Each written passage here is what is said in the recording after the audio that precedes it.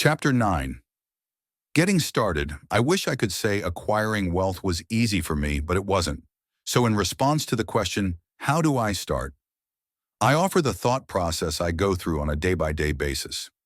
It really is easy to find great deals. I promise you that. It's just like riding a bike. After a little wobbling, it's a piece of cake. But when it comes to money, it's the determination to get through the wobbling that's a personal thing. To find million-dollar deals of a lifetime requires us to call on our financial genius. I believe that each of us has a financial genius within us. The problem is, our financial genius lies asleep, waiting to be called upon. It lies asleep because our culture has educated us into believing that the love of money is the root of all evil. It has encouraged us to learn a profession so we can work for money, but failed to teach us how to have money work for us. It taught us not to worry about our financial future. Our company or the government would take care of us when our working days are over. However, it is our children, educated in the same school system, who will end up paying for it. The message is still to work hard, earn money and spend it, and when we run short, we can always borrow more. Unfortunately, 90% of the Western world subscribes to the above dogma, simply because it's easier to find a job and work for money. If you are not one of the masses, I offer you the following 10 steps to awaken your financial genius. I simply offer you the steps I have personally followed. If you want to follow some of them, great. If you don't, make up your own. Your financial genius is smart enough to develop its own list. While in Peru with a gold miner of 45 years, I asked him how he was so confident about finding a gold mine. He replied, "There is gold everywhere. Most people are not trained to see it." And I would say that is true. In real estate, I can go out and in a day come up with 4 or 5 great potential deals, while the average person will go out and find nothing, even looking in the same neighborhood. The reason is they have not taken the time to develop their financial genius. I offer you the following 10 steps as a process to develop your God-given powers. Powers only you have control over. 1. I need a reason greater than reality, the power of spirit. If you ask most people if they would like to be rich or financially free, they would say yes. But then reality sets in. The road seems too long with too many hills to climb. It's easier to just work for money and hand the excess over to your broker. I once met a young woman who had dreams of swimming for the U.S. Olympic team. The reality was she had to get up every morning at 4 a.m. to swim for 3 hours before going to school. She did not party with her friends on Saturday night. She had to study and keep her grades up, just like everyone else. When I asked her what compelled her with such superhuman ambition and sacrifice, she simply said, "I do it for myself and the people I love. It's love that gets me over the hurdles and sacrifices." A reason or a purpose is a combination of wants and don't wants. When people ask me what my reason for wanting to be rich is, it is a combination of deep emotional wants and don't wants. I will list a few. First, the don't wants, for they create the wants. I don't want to work all my life. I don't want what my parents aspired for, which was job security and a house in the suburbs. I don't like being an employee.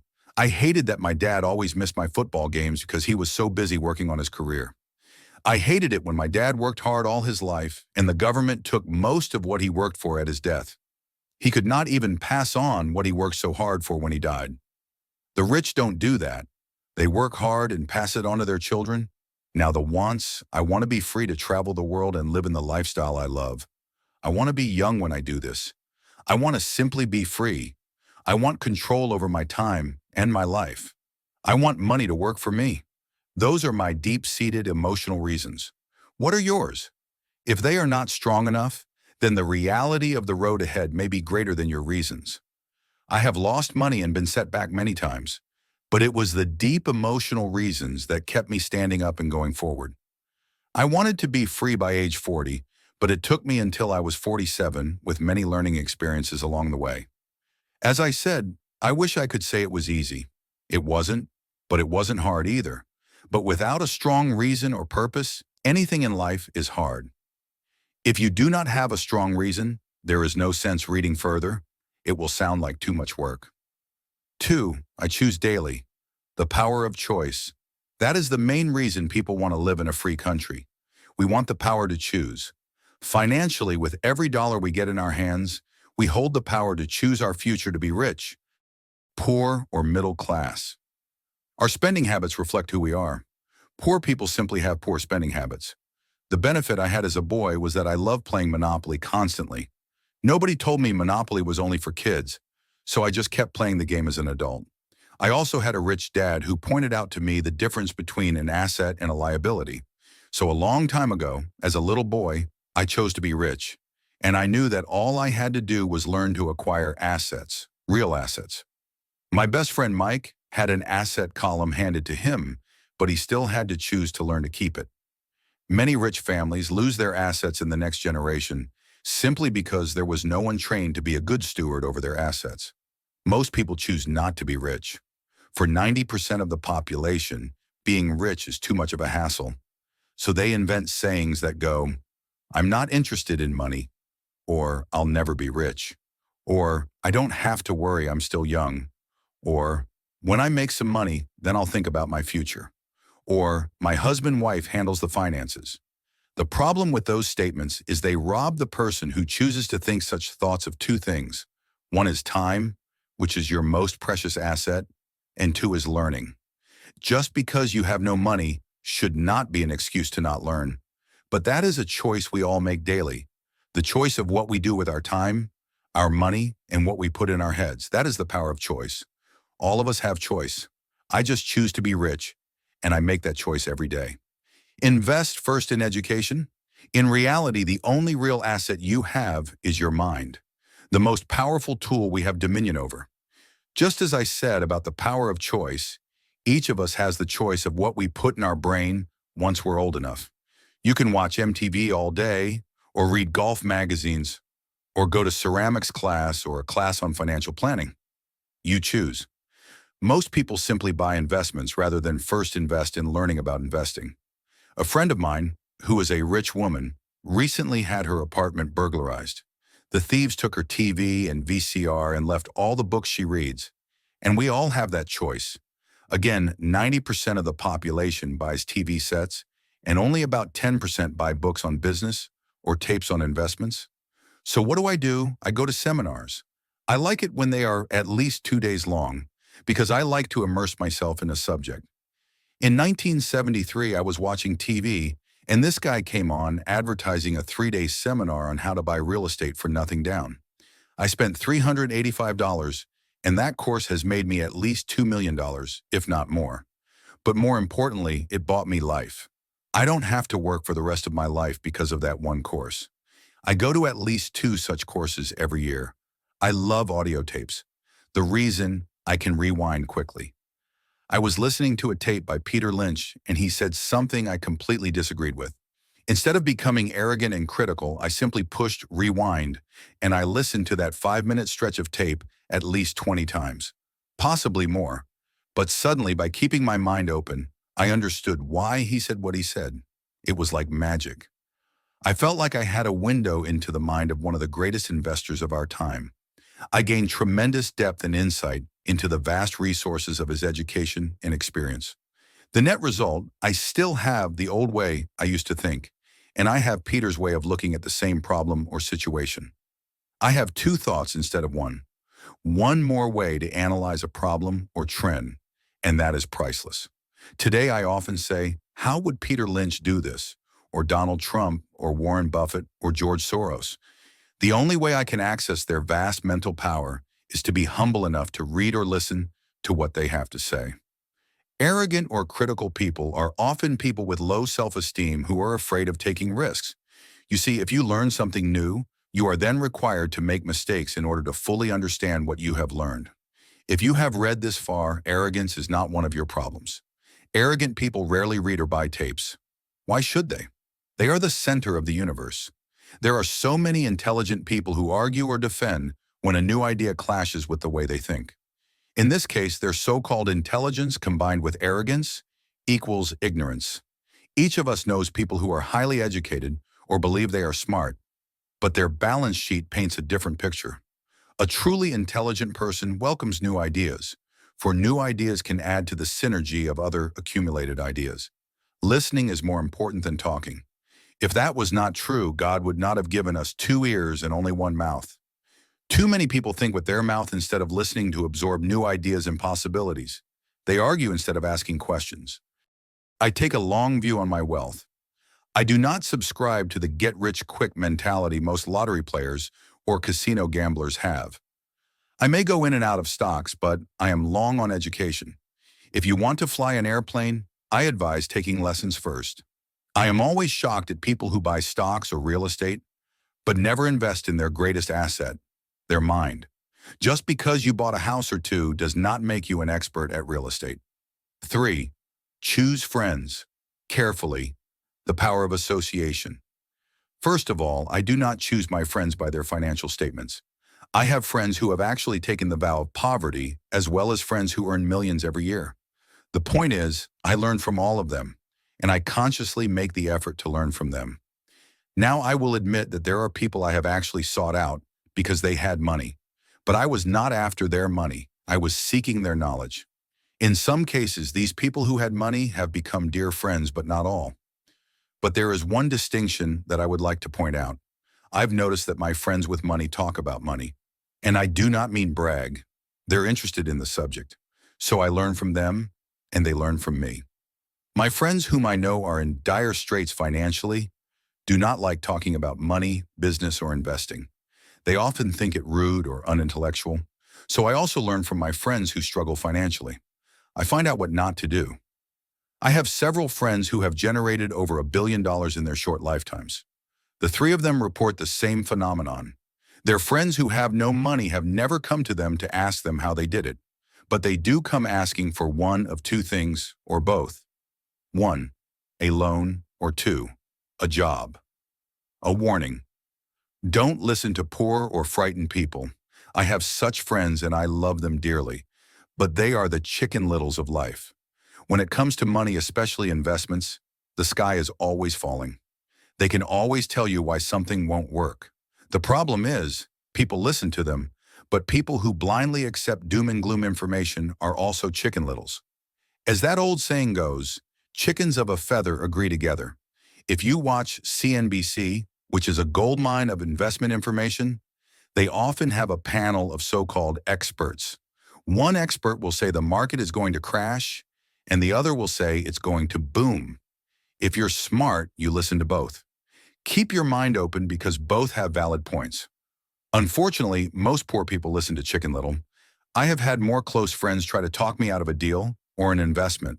A few years ago, a friend told me he was excited because he found a 6% certificate of deposit. I told him I earned 16% from the state government. The next day, he sent me an article about why my investment was dangerous. I have received 16% for years now, and he still receives 6%. I would say that one of the hardest things about wealth building is to be true to yourself and be willing to not go along with the crowd. For in the market, it is usually the crowd that shows up late and is slaughtered. If a great deal is on the front page, it's too late in most instances. Look for a new deal. As we used to say as surfers, there is always another wave. People who hurry and catch a wave late usually are the ones who wipe out. Smart investors don't time markets. If they miss a wave, they search for the next one and get themselves in position. Why this is hard for most investors is because buying what is not popular is frightening to them. Timid investors are like sheep going along with the crowd, or their greed gets them in when wise investors have already taken their profits and moved on. Wise investors buy an investment when it's not popular. They know their profits are made when they buy, not when they sell.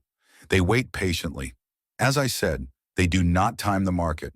Just like a surfer, they get in position for the next big swell. It's all insider trading. There are forms of insider trading that are illegal, and there are forms of insider trading that are legal, but either way, it's insider trading. The only distinction is how far away from the inside are you. The reason you want to have rich friends who are close to the inside is because that is where the money's made. It's made on information. You want to hear about the next boom, get in and get out before the next bust. I'm not saying do it illegally, but the sooner you know, the better your chances are for profits with minimal risk. That is what friends are for, and that is financial intelligence. 4. Master a formula and then learn a new one. The power of learning quickly. In order to make bread, every baker follows a recipe, even if it's only held in their head. The same is true for making money. That's why money is often called dough. Most of us have heard the saying, "You are what you eat." I have a different slant on the same saying. I say, "You become what you study." In other words, be careful what you study and learn, because your mind is so powerful that you become what you put in your head. For example, if you study cooking, you then tend to cook. You become a cook. If you don't want to be a cook anymore, then you need to study something else. Let's say a school teacher. After studying teaching, you often become a teacher. And so on. Choose what you study carefully. When it comes to money, the masses generally have one basic formula they learned in school, and that is work for money.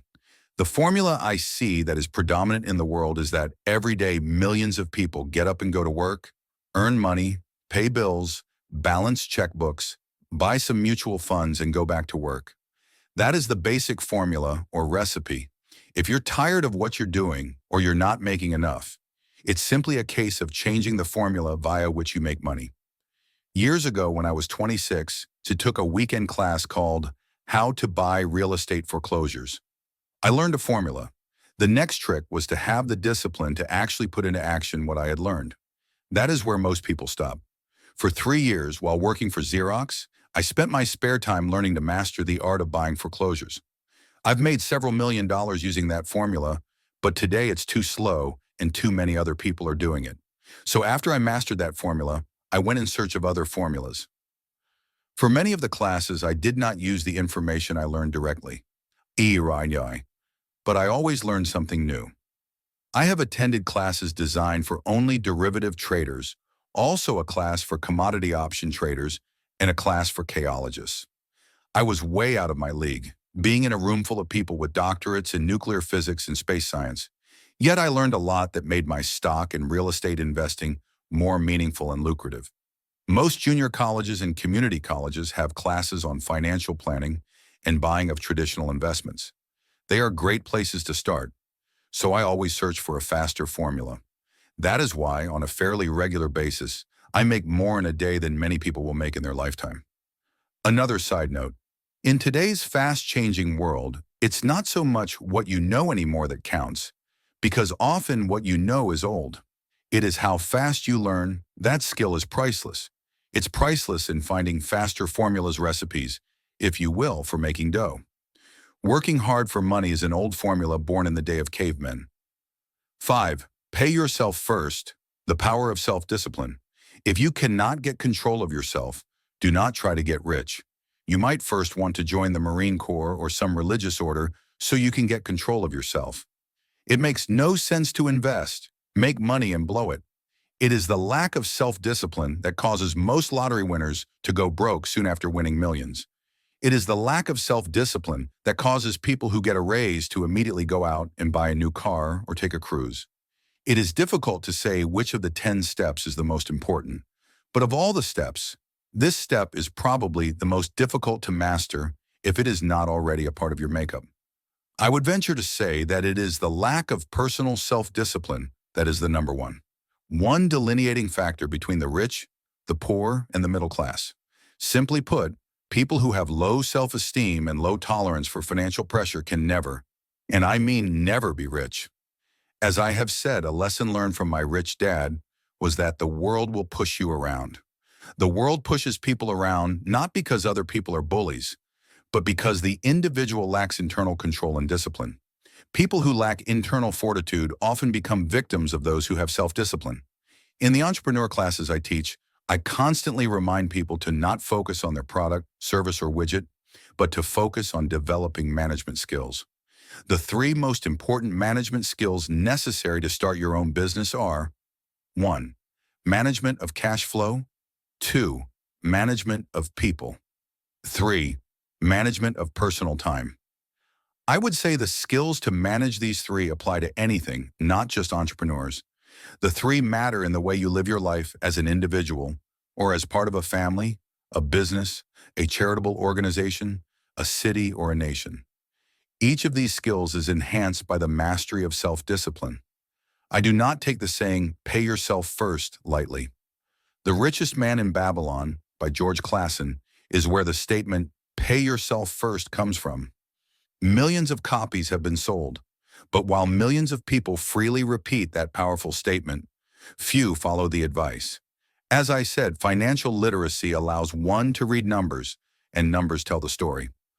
By looking at a person's income statement and balance sheet, I can readily see if people who spout the words, "pay yourself first," actually practice what they preach. A picture is worth 1,000 words. So let's again compare the financial statements of people who pay themselves first against someone who doesn't. People who pay themselves first, pornamsin, tewasurn, job, afernum, income, expense, entrepreneurs, instruments,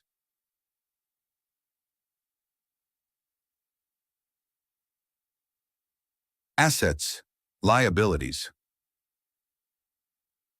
Someone who pays everyone else first. Often there is nothing left. Sexual job, ekin, income, expense, nothing left.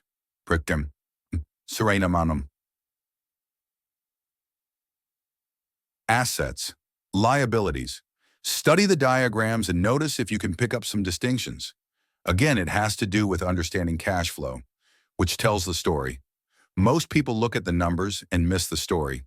If you can truly begin to understand the power of cash flow, you will soon realize what is wrong with the picture on the next page, or why 90% of most people work hard all their lives and need government support, like Social Security, when they are no longer able to work. Do you see it? The diagram above reflects the actions of an individual who chooses to pay himself first. Each month, they allocate money to their asset column before they pay their monthly expenses. Although millions of people have read Clason's book and understand the words "pay yourself first," in reality, they pay themselves last. Now I can hear the howls from those of you who sincerely believe in paying your bills first. And I can hear all the responsible people who pay their bills on time. I am not saying be irresponsible and not pay your bills. All I am saying is do what the book says, which is pay yourself first. And the diagram above is the correct accounting picture of that action, not the one that follows. My wife and I have had many bookkeepers and accountants and bankers who have had a major problem with this way of looking at pay yourself first.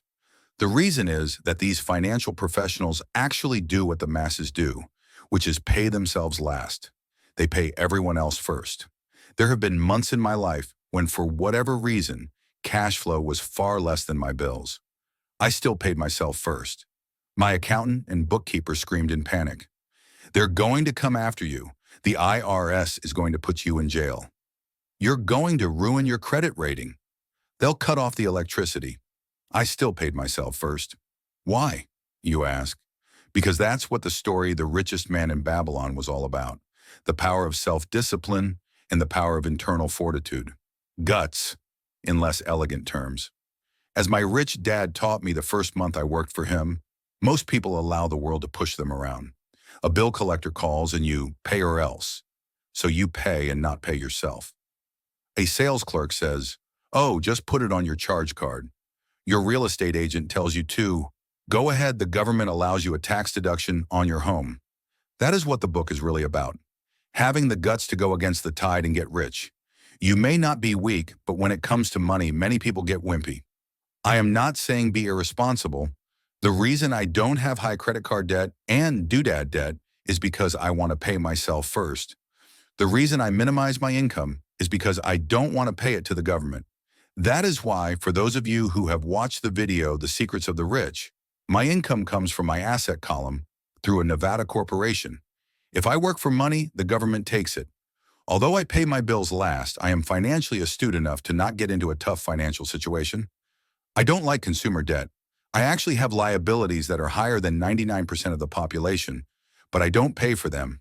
Other people pay for my liabilities. They're called tenants, so rule number one in paying yourself first is don't get into debt in the first place. Although I pay my bills last, I set it up to have only small, unimportant bills that I will have to pay. Secondly, when I occasionally come up short, I still pay myself first. I let the creditors and even the government scream. I like it when they get tough. Why? Because those guys do me a favor. They inspire me to, I go out and create more money. So I pay myself first, invest the money, and let the creditors yell. I generally pay them right away anyway. My wife and I have excellent credit. We just don't cave into the pressure and spend our savings or liquidate stocks to pay for consumer debt. That is not too financially intelligent. So the answer is 1. Don't get into large debt positions that you have to pay for. Keep your expenses low, build up assets first, then buy the big house or nice car. Being stuck in the rat race is not intelligent. 2. When you come up short, let the pressure build and don't dip into your savings or investments. Use the pressure to inspire your financial genius to come up with new ways of making more money and then pay your bills. You will have increased your ability to make more money as well as your financial intelligence. So many times I have gotten into financial hot water and used my brain to create more income while staunchly defending the assets in my asset column. My bookkeeper has screamed and dived for cover, but I was like a good trooper defending the fort assets. Poor people have poor habits. A common bad habit is innocently called dipping into savings. The rich know that savings are only used to create more money, not to pay bills. I know that sounds tough, but as I said, if you're not tough inside, the world will always push you around anyway.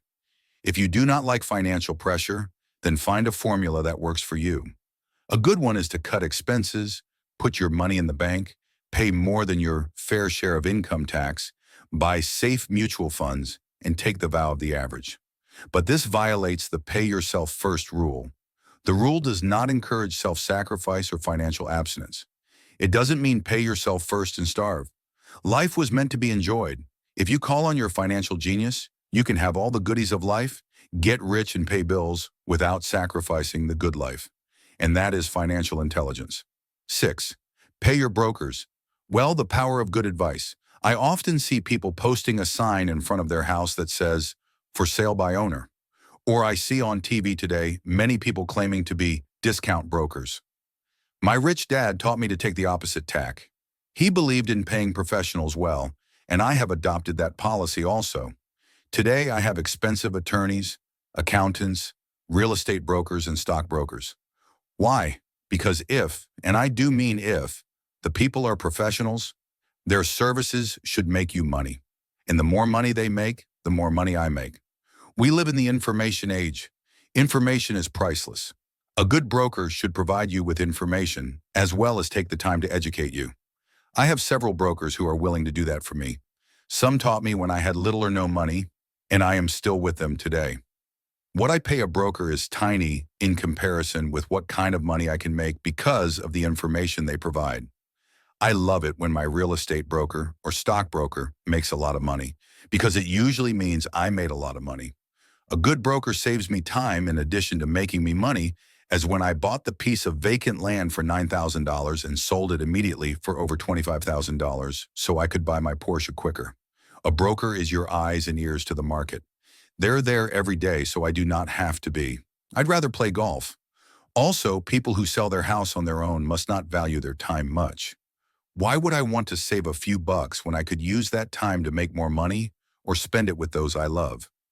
What I find funny is that so many poor and middle-class people insist on tipping restaurant help 15 to 20%, even for bad service, and complain about paying a broker 3 to 7%. They enjoy tipping people in the expense column and stiffing people in the asset column. That is not financially intelligent. All brokers are not created equal. Unfortunately, most brokers are only salespeople. I would say the real estate salespeople are the worst. They sell, but they themselves own little or no real estate. There is a tremendous difference between a broker who sells houses and a broker who sells investments. And that is true for stock, bond, mutual fund, and insurance brokers who call themselves financial planners. As in the fairy tale, you kiss a lot of frogs to find one prince. Just remember the old saying, never ask an encyclopedia salesperson if you need an encyclopedia. When I interview any paid professional, I first find out how much property or stocks they personally own and what percentage they pay in taxes. And that applies to my tax attorney as well as my accountant. I have an accountant who minds her own business. Her profession is accounting, but her business is real estate. I used to have an accountant that was a small business accountant, but he had no real estate. I switched because we did not love the same business. Find a broker who has your best interests at heart. Many brokers will quote, "Spend the time educating you, and they could be the best asset you find. Just be fair, and most of them will be fair to you." If all you can think about is cutting their commissions, then why should they want to be around you? It's just simple logic. As I said earlier, one of the management skills is the management of people. Many people only manage people they feel smarter than and they have power over, such as subordinates in a work situation. Many middle managers remain middle managers, failing to get promoted because they know how to work with people below them, but not with people above them. The real skill is to manage and pay well the people who are smarter than you in some technical area. That is why companies have a board of directors. You should have one too, and that is financial intelligence. 7. Be an Indian giver. This is the power of getting something for nothing. When the first white settlers came to America, they were taken aback by a cultural practice some American Indians had. For example, if a settler was cold, the Indian would give the person a blanket. Mistaking it for a gift, the settler was often offended when the Indian asked for it back. The Indians also got upset when they realized the settlers did not want to give it back. That is where the term Indian giver came from. A simple cultural misunderstanding. In the world of the asset column, being an Indian giver is vital to wealth. The sophisticated investor's first question is, how fast do I get my money back? They also want to know what they get for free, also called a piece of the action. That is why the ROI, or return of an on investment, is so important. For example, I found a small condominium a few blocks from where I live that was in foreclosure. The bank wanted $60,000 and I submitted a bid for $50,000, which they took simply because, along with my bid, was a cashier's check for $50,000. They realized I was serious. Most investors would say, "Aren't you tying up a lot of cash? Would it not be better to get a loan on it?" The answer is, not in this case. My investment company uses this as a vacation rental in the winter months when the snowbirds come to Arizona and rent it for $2,500 a month for 4 months out of the year. For rental during the off-season, it rents for only $1,000 a month. I had my money back in about 3 years. Now I own this asset, which pumps money out for me, month in and month out. The same is done with stocks. Frequently, my broker will call me and recommend I move a sizable amount of money into the stock of a company that he feels is just about to make a move that will add value to the stock, like announcing a new product. I will move my money in for a week to a month while the stock moves up. Then I pull my initial dollar amount out and stop worrying about the fluctuations of the market because my initial money is back and ready to work on another asset. So my money goes in and then it comes out, and I own an asset that was technically free. True, I have lost money on many occasions, but I only play with money I can afford to lose. I would say on an average 10 investments, I hit home runs on 2 or 3, while 5 or 6 do nothing, and I lose on 2 or 3. But I limit my losses to only the money I have in at that time. For people who hate risk, they put their money in the bank. And in the long run, savings are better than no savings. But it takes a long time to get your money back, and in most instances, you don't get anything for free with it. They used to hand out toasters, but they rarely do that these days. On every one of my investments, there must be an upside, something for free. A condominium, a mini storage, a piece of free land, a house, stock shares, office building. And there must be limited risk, or a low-risk idea. There are books devoted entirely to this subject that I will not get into here. Ray Kroc of McDonald's fame sold hamburger franchises, not because he loved hamburgers, but because he wanted the real estate under the franchise for free. So wise investors must look at more than ROI. It's the assets you get for free once you get your money back. That is financial intelligence. 8. Assets buy luxuries. The power of focus. A friend's child has been developing a nasty habit of burning a hole in his pocket. Just 16, he naturally wanted his own car. The excuse, All his friends' parents gave their kids cars. The child wanted to go into his savings and use it for a down payment. That was when his father called me. Do you think I should let him do it, or should I just do as other parents do and just buy him a car? To which I answered, it might relieve the pressure in the short term, but what have you taught him in the long term? Can you use this desire to own a car and inspire your son to learn something? Suddenly the lights went on and he hurried home. 2 months later, I ran into my friend again. Does your son have his new car? I asked. No, he doesn't, but I went and handed him $3,000 for the car. I told him to use my money instead of his college money. Well, that's generous of you, I said. Not really. The money came with a hitch. I took your advice of using his strong desire to buy a car and use that energy so he could learn something. So what was the hit, I asked. Well, first we broke out your game again, cash flow. We played it and had a long discussion about the wise use of money. I then gave him a subscription to the Wall Street Journal and a few books on the stock market. Then what? I asked, and what was the catch? I told him the $3,000 was his, but he could not directly buy a car with it. He could use it to buy and sell stocks, find his own stockbroker, and once he had made $6,000 with the $3,000, the money would be his for the car, and the $3,000 would go into his college fund. And what are the results? I asked. Well, he got lucky early in his trading, but lost all he gained a few days later. Then he really got interested.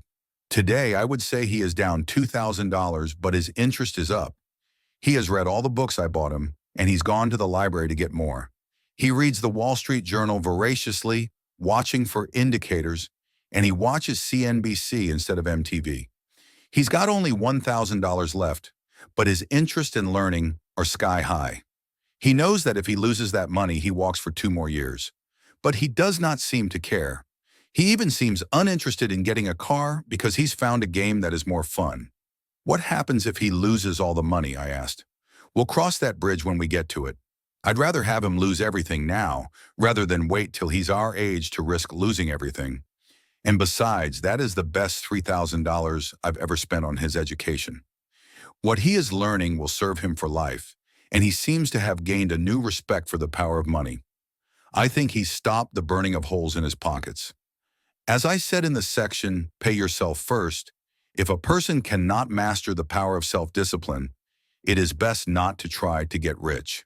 For while the process of developing cash flow from an asset column, in theory, is easy, it is the mental fortitude of directing money that is hard. Due to external temptations, it is much easier in today's consumer world to simply blow it out the expense column. Because of weak mental fortitude, that money flows into the paths of least resistance. That is the cause of poverty and financial struggle. I gave this numerical example of financial intelligence. In this case, the ability to direct money to make more money. If we gave 100 people $10,000 at the start of the year, I gave my opinion that at the end of the year, 80 would have nothing left. In fact, many would have created greater debt by making a down payment on a new car, refrigerator, TV, VCR, or a holiday. 16 would have increased that $10,000 by 5% to 10%. 4 would have increased it to $20,000 or into the millions. We go to school to learn a profession so we can work for money. It is my opinion that it is also important to learn how to have money work for you. I love my luxuries as much as anyone else. The difference is, some people buy their luxuries on credit. It's the keep up with the Joneses trap. When I wanted to buy a Porsche, the easy road would have been to call my banker and get a loan.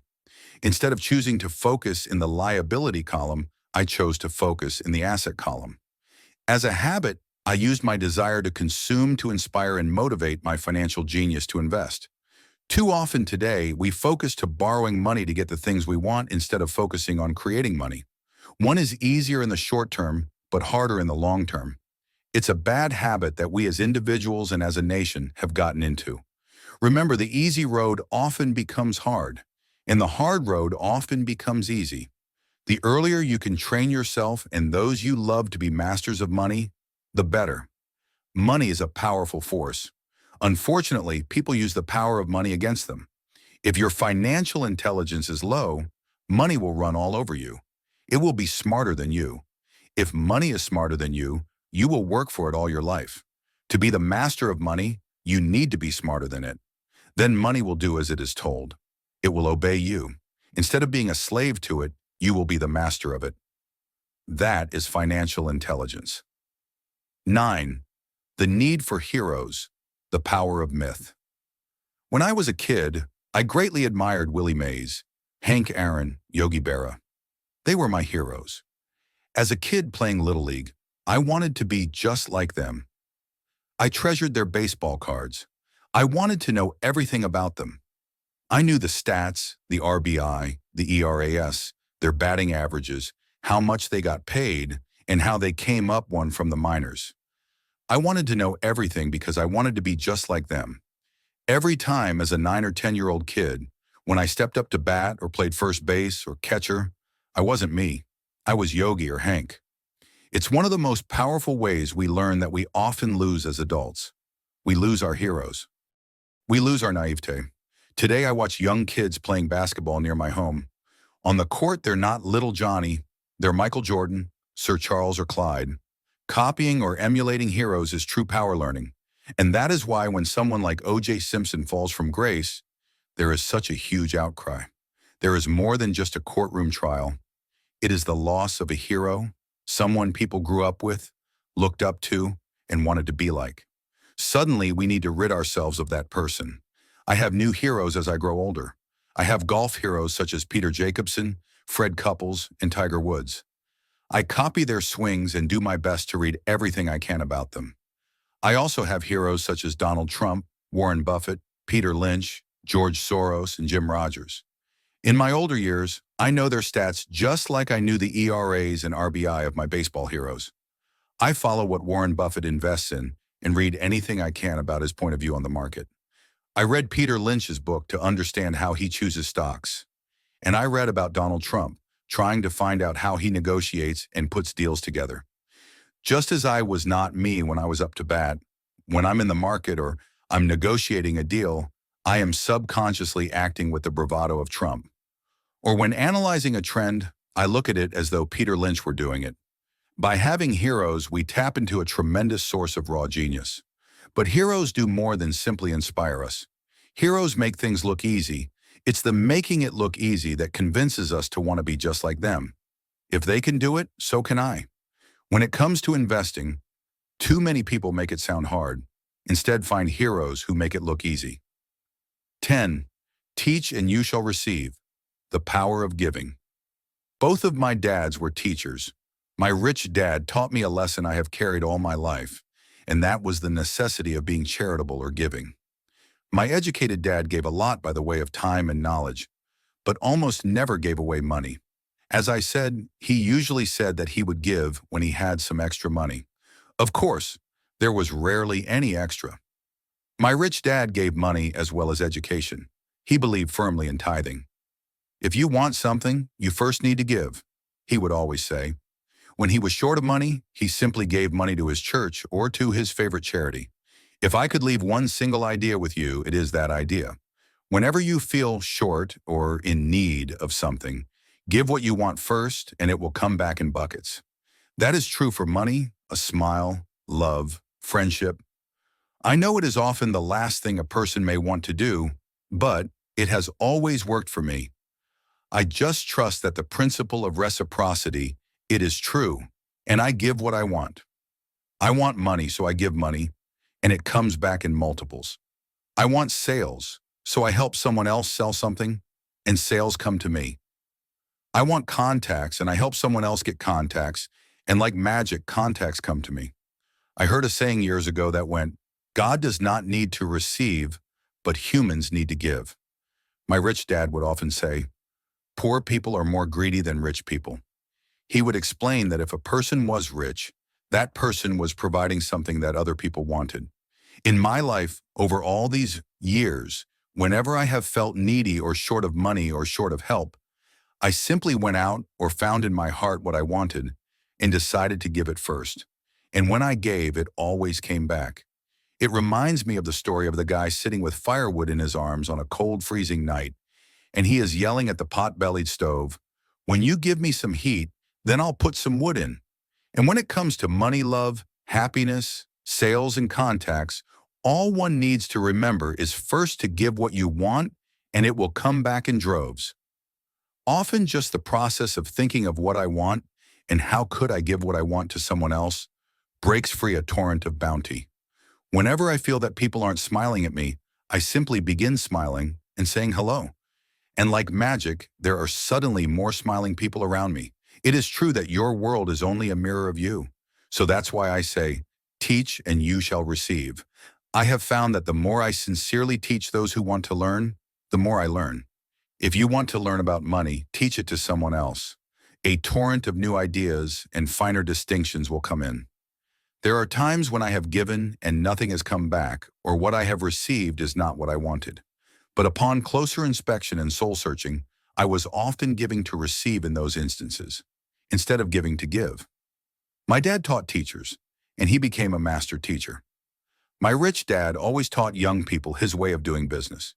In retrospect, it was their generosity with what they knew that made them smarter. There are powers in this world that are much smarter than we are. You can get there on your own, but it's easier with the help of the powers that be. All you need to be is generous with what you have, and the powers will be generous with you.